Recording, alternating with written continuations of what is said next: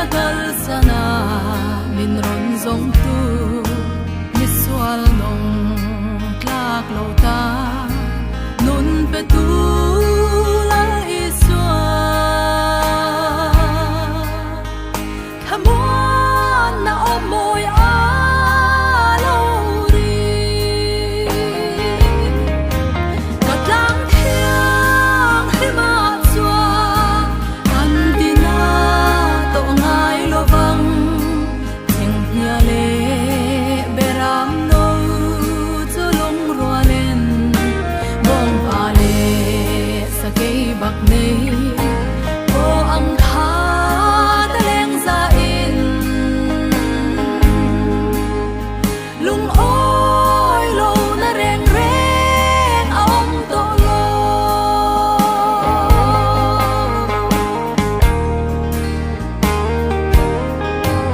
sai oi fa lung ngaya rum zong zong ten ne na thun nuai rol le thin lung lung chia te ne na him na shiak le par chi wag na sil fen te ne zatuan atan ka pe don ani katlang thiang hima chua an dina to ngai lovang thing hia le beram no chulung rualen bong ale sakei bak nei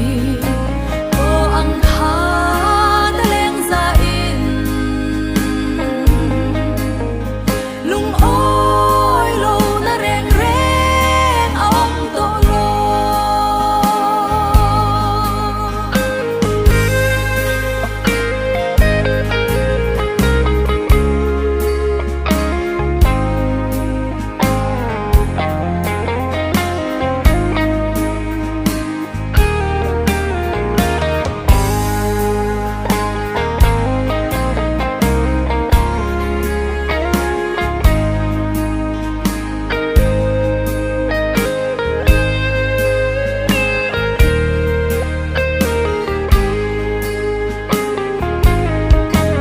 beram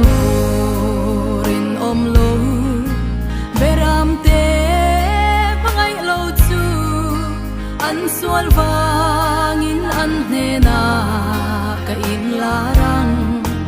ka mangai beram te chu ka shuai khom le anga mangai tu beram pu ka pe ang katlang thiang hima chua an dina to ngai lovang thing hia le beram no chulung rualen bong ale sakei bak nei ko ang kha taleng za in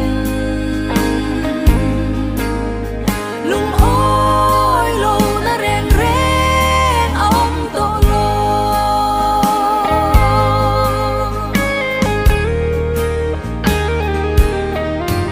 ring tu te u kan thin lung hun sang zong te hi kan pathian tang thiang him i chan ti rang